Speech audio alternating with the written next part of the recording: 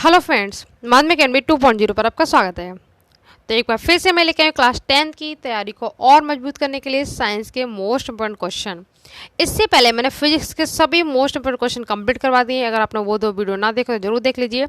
Previous paper का solution भी पड़े हुए हैं, वो भी आपको जरूर देखने हैं, और जितना अब करवा रही हूँ रिवीजन वो भी आपको जरूर देखना है। ठीक है, तो केमिस्ट्री में गारंटी है इससे बाहर आपको क्वेश्चन नहीं मिलेगा। वीडियो ज़्यादा लॉन्ग होगा तो मैं 2 पार्ट में डिवाइड कर लूँगी इसको, नहीं तो इसी पार्ट में हम पूरी केमिस्ट्री फिनिश कर देंगे। इससे एक्स्ट्रा आपको कुछ नहीं पढ़ना, और आपको यहीं के ही ये याद होना चाहिए। आपको काम क्या करना है, कॉपी पेन लेके बैठ जाइए, जितना बोलते जाओ आप नोट्स बनाते चलो प्रॉपर। ठीक है, इसमें से MCQ, अतिलघु, वेरी शॉर्ट, जितने भी टाइप के क्वेश्चन पूछे गए सारे कवर करेंगे इसी में। ठीक है, तो आपको एक भी क्वेश्चन एक्स्ट्रा पढ़ने की जरूरत नहीं है, जितना पूछा गया अब तक सारा रिवाइज यहीं पे करवा दूंगी। तो आपको कॉपी पेन लेके बैठना है। ठीक है, उसको आप नोट्स बनाते चलिए, जैसे आपने फिजिक्स के बनाए होंगे उसी तरह से केमिस्ट्री के बनाने हैं। इसके बाद आपको मिलेगा बायो का मास्टर वीडियो। ठीक है, तो आपकी साइंस की तैयारी एकदम होने वाली मस्त, आपको टेंशन नहीं लेना है, बस इसको पढ़ लें और पूरा रिवाइज कर लें फटाफट से, तो आपका पूरा पेपर फंस जाएगा। तो देख लेते हैं, और साथ के साथ आपको जो मैं इंग्लिश के वीडियो पोएम पैसेज करवा रही हूँ वो भी आपको देखते चलना है। ठीक है, टाइम मैनेज करके आप पूरा करके चलिए। तो केमिस्ट्री क्वेश्चन देख लेते हैं फटाफट से। फर्स्ट क्वेश्चन हमारा, सारे क्वेश्चन इंपॉर्टेंट है, फर्स्ट चैप्टर में जो भी इंपॉर्टेंट है वो, फिर सेकंड, इस स्टेप बाय स्टेप चलते रहेंगे। संयोजन अथवा युगात्मक अभिक्रिया किसे कहते हैं? दोनों इसी के नाम है। ठीक है, युगात्मक भी और संयोजन भी। संयोजन का मतलब क्या होता है? जोड़ना। तो ये किसे कहते हैं? जब दो या दो से अधिक पदार्थ मिलकर एक नया पदार्थ या नया उत्पाद का निर्माण करते तो उसे संयोजन या योगात्मक अभिक्रिया कहते हैं। ठीक है, और जब भी ये डेफिनेशन आएगी तो एग्जाम्पल जरूर पूछेगा, तो एग्जाम्पल आपको जरूर करने हैं। सबसे पहले आप थोड़ा सा ये जान लो कि अभिकारक और उत्पाद होते क्या हैं। इससे पहले हम सोचे, पहले एक क्वेश्चन आपको बता दूं कि रासायनिक अभिक्रिया किसे कहते हैं। पूछा नहीं जाता, बस आपको नॉलेज के लिए थोड़ा सा होना चाहिए कि जब एक या एक से अधिक पदार्थ आपस में मिलकर एक नया पदार्थ बनाते हैं तो उसे रासायनिक अभिक्रिया कहते हैं। ठीक है, एक पदार्थ हो गया, एक से अधिक होगा, एक नया पदार्थ बनाएगा। जैसे मैं आपको एक एग्जांपल बताऊं, H2+O2। ठीक है, ये डेफिनेशन रासायनिक अभिक्रिया की जो मैंने आपको बताई। तो ये देखो, अभिकारक किसे कहते हैं? भाग लेने वाले पदार्थ, जो भी एरो के इधर भाग ले रहे हैं ना, ये कहलाते हैं अभिकारक। पेपर में पूछा आता है कि अभिकारक किसे कहते हैं, तो आप लिखेंगे भाग लेने वाले पदार्थों को अभिकारक कहते हैं। ठीक है, और बनने वाले पदार्थ को उत्पाद कहते हैं। जो ये नया चीज़ बना ना, पानी, इसे उत्पाद या प्रोडक्ट बोलते हैं। ठीक है, तो अभिकारक किसे कहते हैं? भाग लेने वाले पदार्थों को अभिकारक कहते हैं, और बनने वाले पदार्थ को उत्पाद कहते हैं। ये क्लियर हो गया।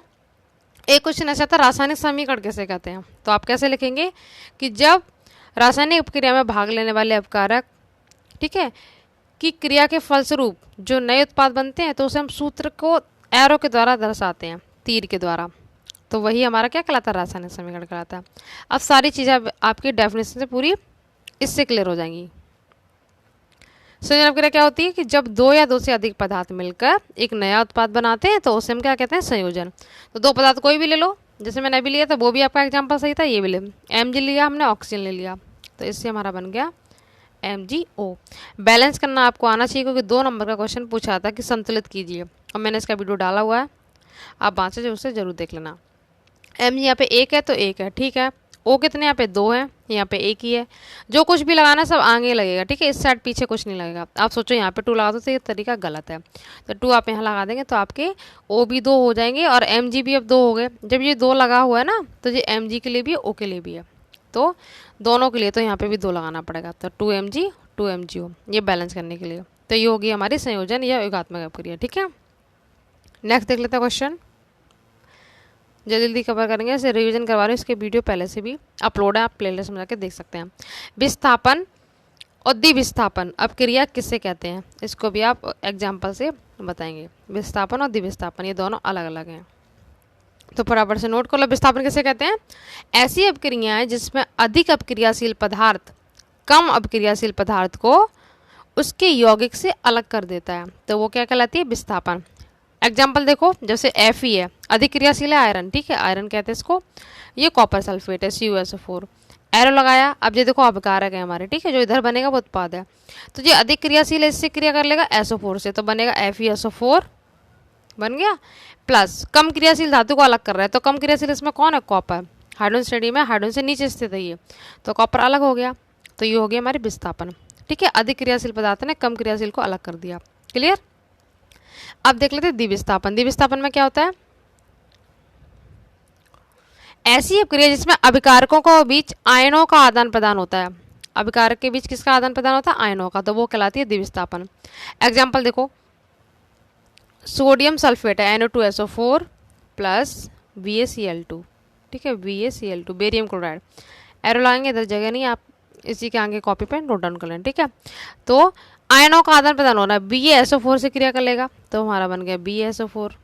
अब आयन हमारा यहाँ पे सोडियम आयन है, यहाँ पे क्लोरीन है, तो आयन का आदान प्रदान हो गया, तो क्या बन गया? NaCl। ठीक है, बैलेंस नहीं है तो आप यहाँ पे 2 लगाएंगे। बैलेंस करना आपको सिखा चुकी, बार बार नहीं बताऊंगी क्योंकि यहाँ पे 2 है। ठीक है, यहाँ पे 2 लगा देंगे तो हमारा बैलेंस हो गया। तो इस तरह से NaCl मतलब आयनों का आदान प्रदान हो गया, तो ये हमारी होगी कौन सी? द्विविस्थापन। ठीक है, विस्थापन में क्या होता है? अधिक अपक्रियाशील कम अपक्रियाशील को अलग कर देता है धातु को, और द्विविस्थापन में क्या होता है? आयनों का आदान प्रदान होता है। क्लियर। अभिकारक कौन से होते हैं? जो भाग लेते हैं पदार्थ। मोस्ट इंपोर्टेंट, ऊष्मा छेपी और शोषी अपक्रिया किसे कहते हैं? देखो, छेपी और शोषी में बहुत ही छोटी सी डेफिनेशन है। वे रासायनिक अपक्रियाएं जिसमें ऊष्मा मुक्त होती है तो वो ऊष्मा छेपी कहलाती हैं। ठीक है, और वे रासायनिक अपक्रिया इसमें ऊष्मा का शोषण होता है। ऊष्मा का शोषण मतलब शोषित होती है, ऊष्मा एब्जॉर्ब कर लिया जाता है, ऊष्मा का शोषण होता है, तो वो ऊष्मा शोषी कहलाती है। एग्जाम्पल देखो, छेपी का ऊष्मा मुक्त गैस होगी, जैसे हमने मेथेन ले लिया। मेथेन को मार्स गैस भी कहते हैं। ठीक है, पेपर में पूछा जाता है मार्स गैस क्या, तो मेथेन ही है वो। एक्स्ट्रा क्वेश्चन जो भी आएंगे माइंड में मैं आपको बताते चलूँगी, आपको नोट डाउन करना है। तो CH4O2 से क्रिया कराएंगे तो हमारा बनेगा CO2, कार्बन डाइऑक्साइड बनेगी और पानी बनेगा, प्लस ऊष्मा निकलेगी, हीट। इसमें बोला ना ऊष्मा मुक्त होती है, यहाँ पे प्लस करके यहाँ पे ऊष्मा लिख लेना है यहाँ पे साइड में। ठीक है, ऊष्मा। तो इस तरह से हमारी होगी ऊष्मा छेपी। शोषी में क्या होता है? ऊष्मा शोषी का क्या एग्जाम्पल होगा? देखो, इसमें ऊष्मा अपक्रिया के फलस्वरूप क्या होगी? इसमें शोषण होता है ऊष्मा का। तो देखो, HgO मरकरी ऑक्साइड प्लस ऊष्मा, इसमें एरो के बाहर किस में जाती थी? ऊष्मा छेपी में ऊष्मा इधर मुक्त होती है। ठीक है, ध्यान रखना। और शोषी में ऊष्मा इधर लिखी जाएगी एरो से पहले। ठीक है, अवकारक के रूप में ऊष्मा इधर लिखेंगे क्योंकि ऊष्मा को ऑब्जर्व किया जा रहा है। इसके फलस्वरूप क्या बनेगा? एक तो Hg बनेगा, मरकरी Hg। ठीक है, एक यहाँ से बनेगा ऑक्सीजन। ये हो गया। और यहाँ पे बैलेंस करने के लिए यहाँ पे O2 2 है तो यहाँ पे 2 लगा देंगे, और Hg भी 2 हो गया तो यहाँ पे भी 2 लगा देंगे, तो 2Hg प्लस O2, और ऊष्मा एरो से पहले रहेगी। ठीक है, ये हो गया शोषी। नेक्स्ट देख लेते हैं,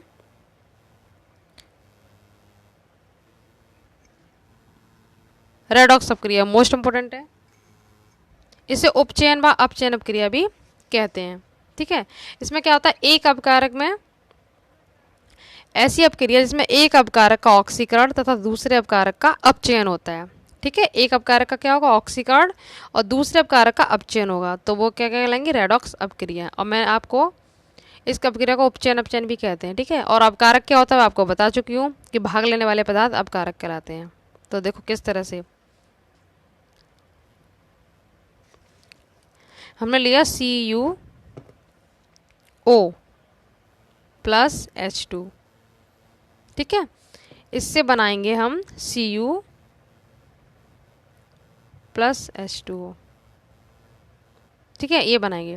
तो अब ध्यान रखना, ऑक्सी देखो एक अपकारक ये, एक हमारा ये, तो इसमें एक का तो ऑक्सीकरण होगा और एक का अपचयन होगा। तो ऑक्सीजन जिसमें जुड़ेगी उसका ऑक्सीकरण होगा। तो ऑक्सीजन किस में जुड़ी? H2 में जुड़ी, यहाँ से इधर, तो इसका तो ऑक्सीकरण हुआ, और यहाँ से ऑक्सीजन की कमी होगी। यहाँ पे O था, यहाँ पे नहीं है, तो यहाँ पे ऑक्सीजन की कमी हो गई, तो यहाँ पे क्या हो गया? अपचयन हो गया।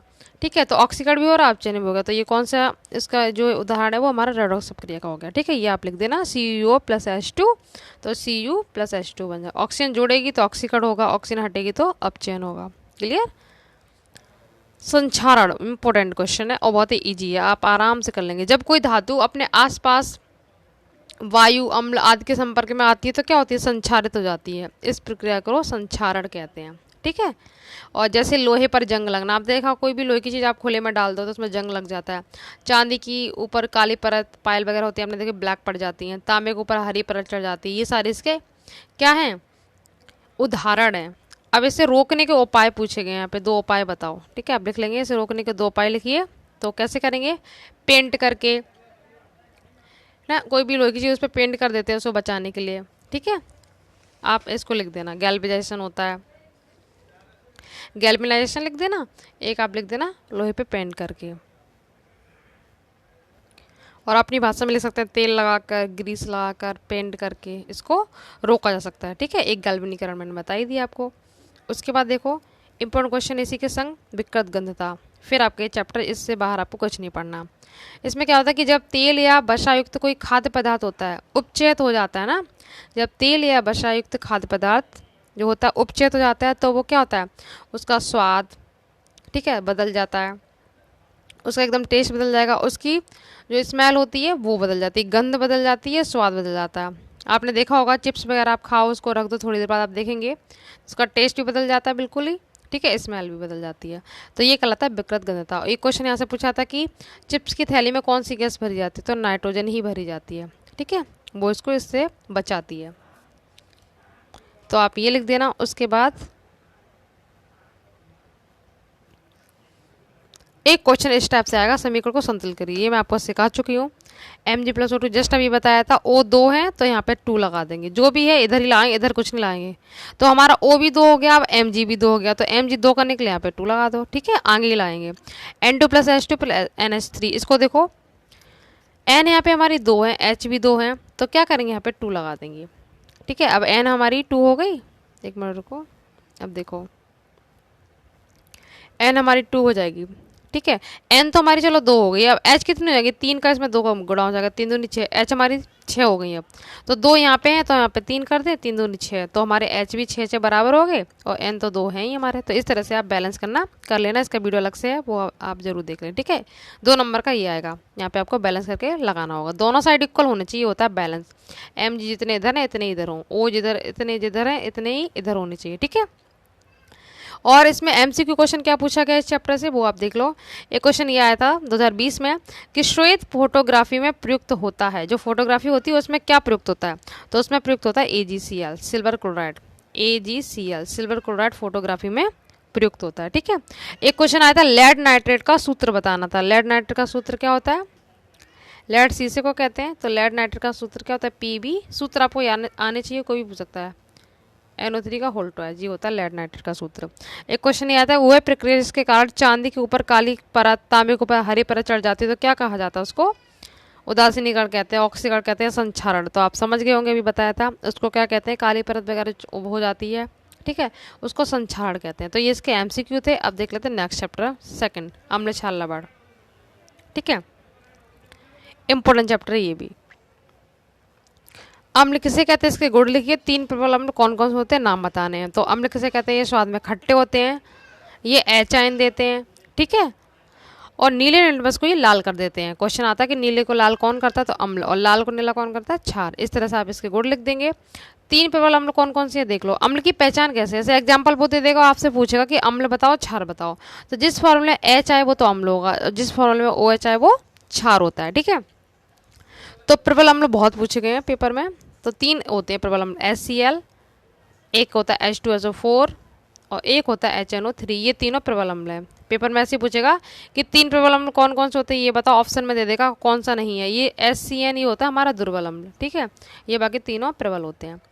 ठीक है, आपको ये याद रखना है। उसके बाद क्षार का देख लेते हैं। ये क्षार यहाँ पे गलत लिखा हुआ है, क्षार का लिखने का तरीका ये होता है। ठीक है, आप सही कर लेना। क्षार किसे कहते हैं, क्षार क्या होता है, ये OH आयन देते हैं, जल में घुलकर OH आयन देते हैं, स्वाद में तीखे होते हैं, और लाल लिटमस को ये नीला कर देते हैं। एग्जाम्पल क्या होता है, KOH हो गया हमारा, ठीक है, NaOH हो गया, ये भी क्षारी है, जिसमें OH आ जाए वो क्षार होता है। एक अपवाद के रूप में है, एक अपवाद क्या है, CH3COOH। इसमें बच्चे कंफ्यूज आते हैं कि O भी आ रहा है, मतलब OH भी आ रहा है और H भी आ रहा है, तो बच्चे सोचते हैं अम्ल है कि क्षार है। तो आप फॉर्मूले से जान चुके होंगे, IPSC में सिखाया था, ये एसिटिक अम्ल है। ठीक है, ध्यान रखना ये अम्ल है। तो क्षार हो गया हमारा KOH, COH का होल ट्वाइस, ये इसके क्षार के फॉर्मूले हैं। COH ये बुझा हुआ चूना होता है ना। ठीक है, एक NaOH हो गया हमारा, एक KOH मैंने आपको बता ही दिया, फटाफट से आप लिख लेना इसको। एक अपक्रिया और आती है उदासीनीकरण, इसमें है नहीं, आप नोट डाउन कर लो कहीं, उदासीनीकरण। उदासीनीकरण पता क्या होता है? जब कोई अम्ल किसी क्षार से क्रिया करता है तो एक लवण बनता है और पानी बनता है, तो यही हमारी उदासीनीकरण कहलाती है। अब आप एग्जाम्पल से समझ जाएंगे कैसे। जब कोई अम्ल है, हमने जैसे अम्ल क्षार से क्रिया करेगा तो हमने HCl ले लिया और इसकी क्रिया हम क्षार से करा रहे हैं, अम्ल और क्षार की, ठीक है। तो NaCl एक तो नमक बन जाएगा और H2O ये पानी बनेगा। तो नमक और पानी बन गया, तो यही हमारा क्या कहलाती है? उदासीनीकरण, ठीक है। pH पैमाना जो मैंने अभी यहाँ लिखा हुआ है, इंपॉर्टेंट क्वेश्चन है। कैसे किसे कहते हैं? एक ऐसा पैमाना जो अम्ल तथा क्षार की प्रबलता की जांच करता है। pH पैमाना क्या कहता है? अम्ल तथा क्षारकता की जांच करता है कि वो अम्ल है कि क्षार है, तो वो क्या कहलाता है? pH पैमाना। इसकी खोज सोरेनसन ने की थी, ठीक है। उसके बाद आप लिख देंगे, ये वाला लिख देना, जांच करता है। अब एक यहाँ से 3 क्वेश्चन फ्रेम होंगे। कैसे? जिस विलयन का मान pH 7 होता तो विलयन कैसा होगा? उदासीन। ये क्वेश्चन बहुत बार पूछा गया। उदासीन किसका होता है? जल का। जल का pH मान फिक्स है 7, तो जल का pH मान जब 7 होगा तो विलयन कैसा होगा? उदासीन। 7 से कम हो तो वो विलयन कैसा होगा? अम्लीय। सपोज वो 3 दे दे तो अम्लीय होगा, और 7 से अधिक हो तो विलयन कैसा होगा? क्षारीय। ये ध्यान रखना, 7 से अधिक हो तो क्षारीय, कम हो तो अम्लीय, और 7 हो तो उदासीन। जल का pH मान 7 होता है जो कि उदासीन होता है, ठीक है। ये हो गया। उसके बाद रक्त का pH मान और आपको याद रखना है 7.4, और पूछा जाएगा कैसा है? प्रकृति कैसी होती है? प्रकृति का मतलब पूछता है कि अम्लीय है कि क्षारीय है। तो 7 से अधिक है तो क्या होगी? प्रकृति क्षारीय है। एक क्वेश्चन देखो pH का मान कैसा आता है। किसी विलयन की सानुता नहीं, यहाँ पे सांद्रता है, यहाँ पे क्या है? सांद्रता, ठीक है।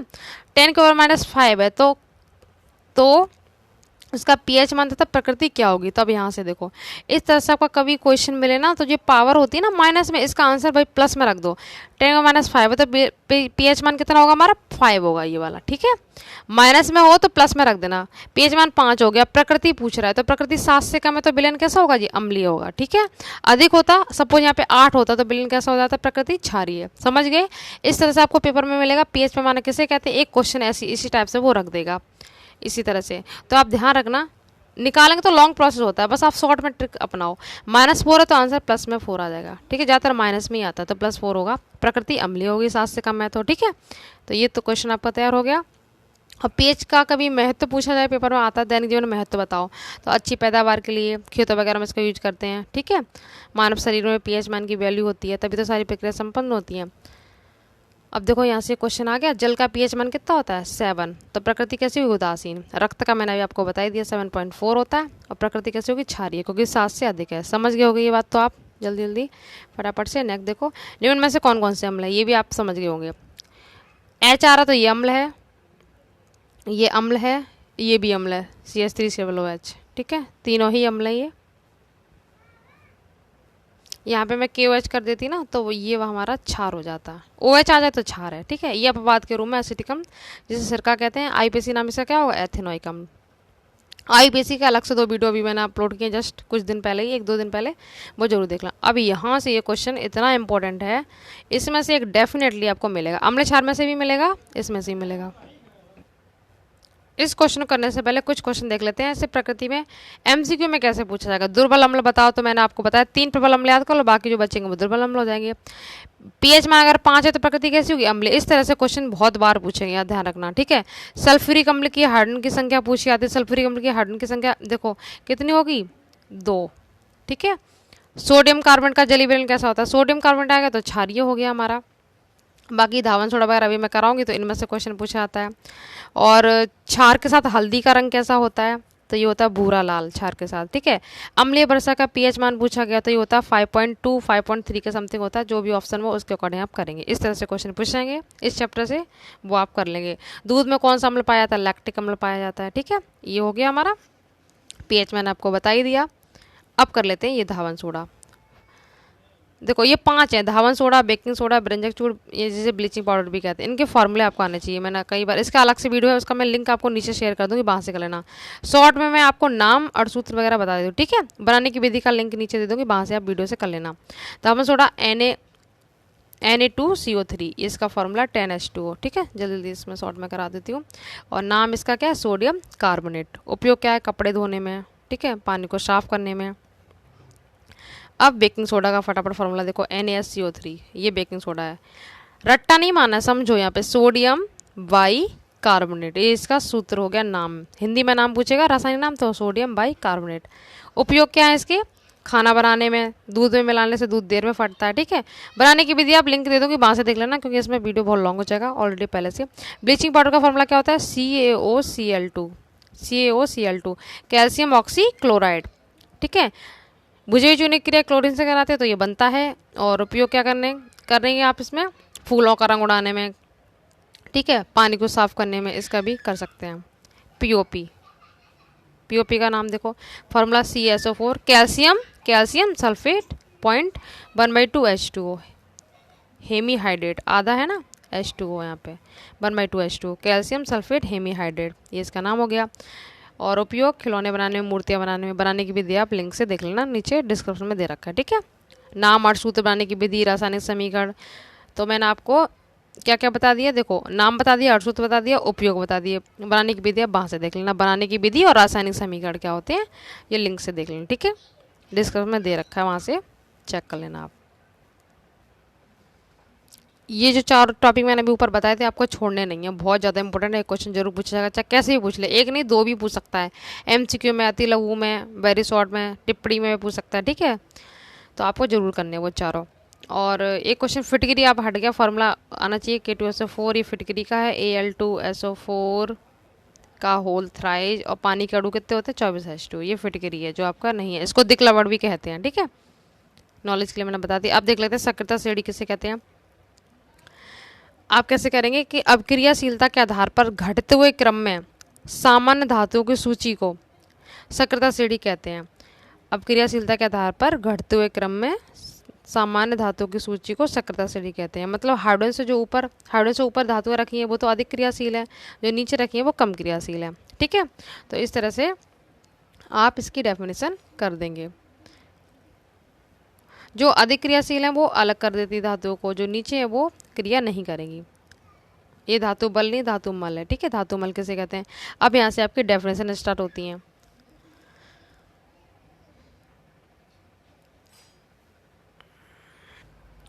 तो धातुमल किसे कहते हैं, यहाँ पे मल है। ठीक है, अगलनीय अशुद्धियां, मतलब जो गलती नहीं है। ठीक है, अगलनीय अशुद्धियों को गलनीय पदार्थ के रूप में अलग कर देता है, तो वो कहलाता है धातुमल। ठीक है, धातुमल क्या होता है, जो गालक होते हैं ना, अगलनीय अशुद्धियों को गलनीय पदार्थ के रूप में अलग कर देता है, तो वह धातुमल कहलाता है। जैसे कि फेरस सिलिकेट का धातुमल, जो गलती नहीं उनको अलग कर देता है, ये कहलाता है धातुमल। इसके छोटी छोटी डेफिनेशन होती हैं, ये आप याद कर लो, इसी में से आपको मिल जाएंगी। ठीक है, उसके बाद देख लेते हैं इसी से रिलेटेड गालक क्या होता है। गालक यही समझ लेते हैं, आगे जो आएगा तो फिर आप वहाँ पे नोट डाउन कर लेना।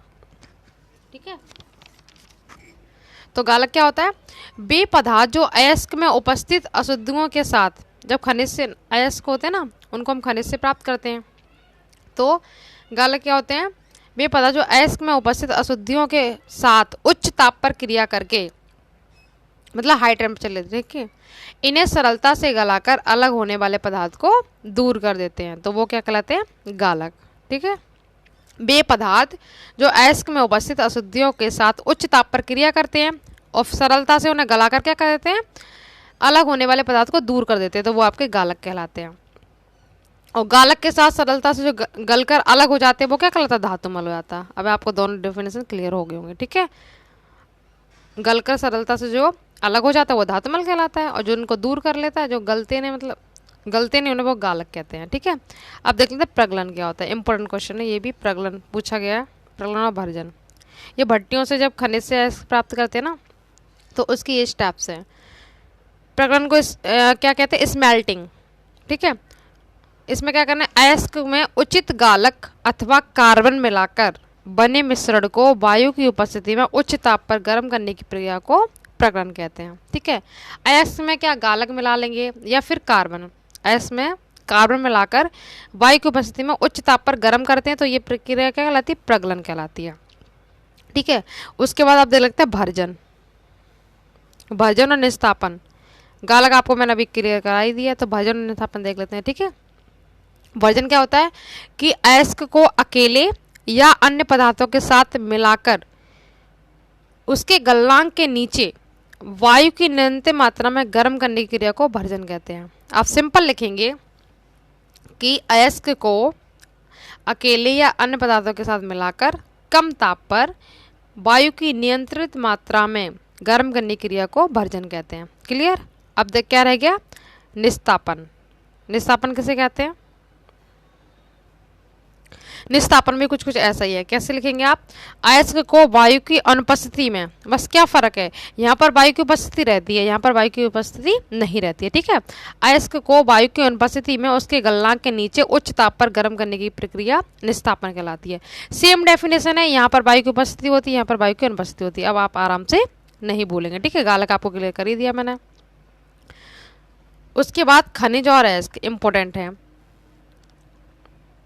दो अंतर ज्यादा पूछे जाते हैं और डेफिनेशन पूछे तो आप डेफिनेशन भी यही से कर ले। देखो, प्रकृति में धातु उसके यौगिक जिस रूप में पाए जाते हैं वो क्या कहलाते हैं? खनिज। पृथ्वी के अंदर से मिलते हैं, हमें प्राप्त होते हैं। ठीक है, अयस्क क्या होता है कि जिस खनिज से हमें शुद्ध धातु सरलतापूर्वक मिल जाती है कम खर्चे में, वही उसका अयस्क कहलाता है। ठीक है, वो अयस्क कहलाते हैं। खनिज क्या होते हैं? सभी खनिज अयस्क नहीं होते और सभी अयस्क खनिज होते हैं, इस बात को ध्यान रखना।